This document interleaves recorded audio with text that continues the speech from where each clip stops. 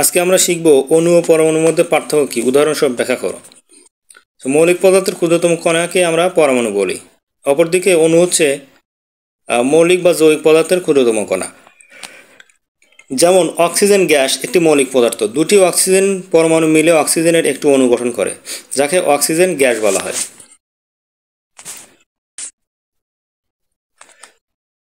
ভিন্ন ভিন্ন পদার্থ দিয়ে একটি অণু গঠিত হতে পারে, কিন্তু পরমাণু একটিমাত্র পদার্থের অংশ বিশেষ। যেমন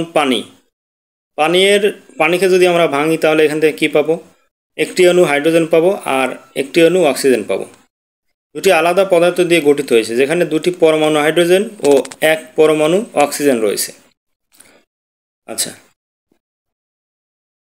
অপরদিকে পরমাণুকে প্রতীকের সাহায্যে প্রকাশ করা হয় আর অণুকে প্রকাশ করা হয় সংকেতের সাহায্যে। যেমন একটি হাইড্রোজেন পরমাণুকে H প্রতীক দ্বারা প্রকাশ করা হয় এবং হাইড্রোজেনের একটি অণুকে H2 সংকেতের মাধ্যমে প্রকাশ করা হয়।